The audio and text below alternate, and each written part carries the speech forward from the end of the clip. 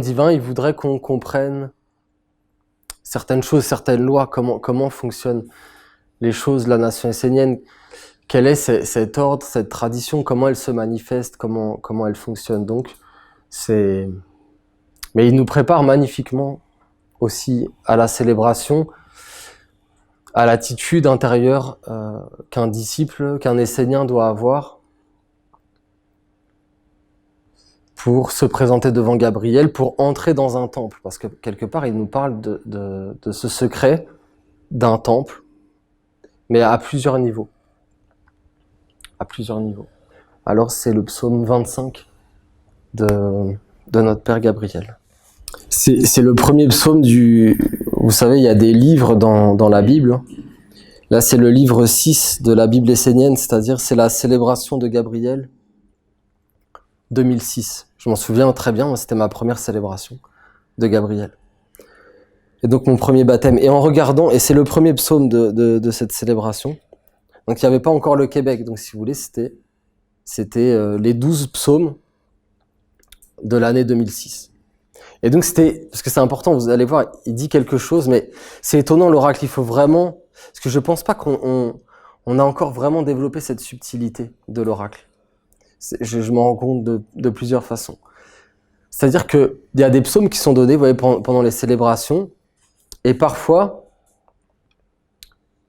il y a comme un contexte historique d'un psaume, qui a été donné à un moment particulier, si vous voulez, d'une histoire qui s'est écrite, avec notre maître Olivier Manitara. Mais même quand il n'y a pas de contexte historique, il faut arriver, et je sais que c'est pas simple, c'est un entraînement, ça se fait pas comme ça, c'est un entraînement. Il faut développer ses sens pour arriver à capter la subtilité.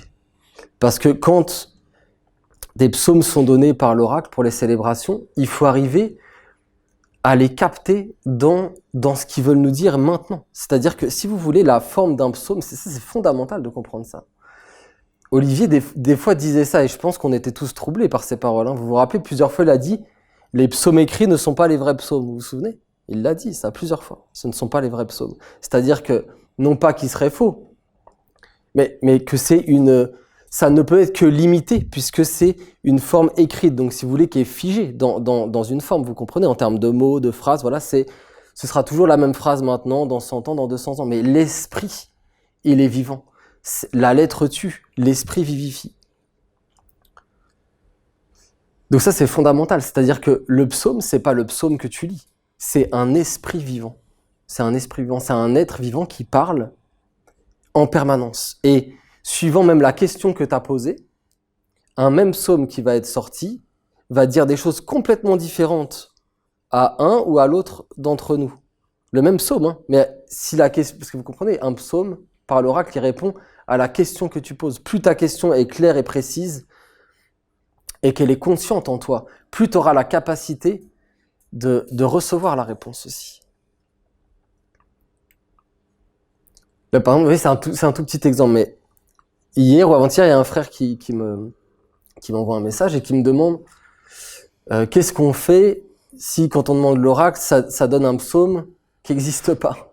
Parce que, bah oui, et il y a, si vous voulez, si vous prenez les dés, ça peut aller jusqu'à 299.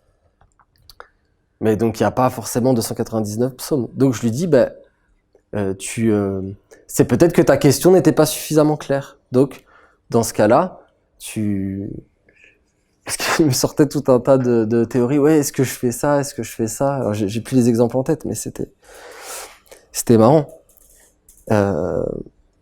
Et en fait, c'est que, si t'as ça, c'est un exemple parmi d'autres, mais, tu reformules ta question.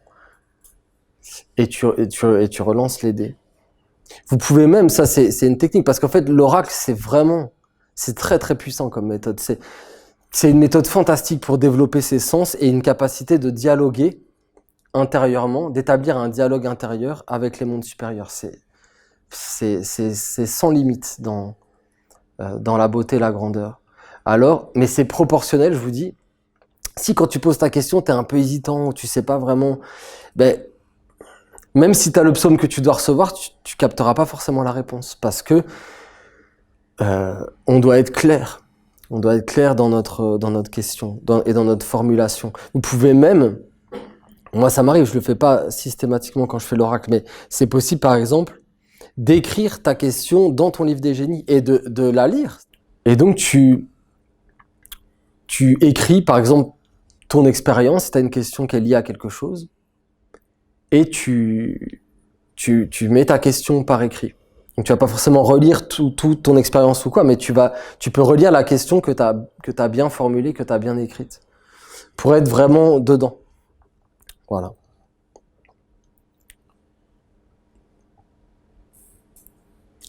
Et l'esprit du psaume va te parler, va se manifester à toi d'une façon particulière en lien avec la question que tu as posée. Donc vous voyez, un même psaume avec les mêmes paroles écrites, il va, comme c'est pas le psaume écrit, parce que Olivier nous l'a dit, le psaume écrit c'est un reflet. Si c'est pas les vrais psaumes, ça veut dire, c'est pas qu'il est pas vrai, vous comprenez, c'est que c'est un reflet. C'est un reflet figé dans une forme écrite d'un monde qui est vivant, lui. Donc, l'être du psaume, il est plus grand. Il est plus grand que ce que tu lis. Et si d'ailleurs, c'est important d'avoir ces notions, parce que c'est lié, il dit des choses subtiles dans le psaume l'archange. Eh bien, par exemple, s'il y avait plus l'alliance, et des aides qui maintenaient l'alliance, les psaumes, ils seraient instantanément morts.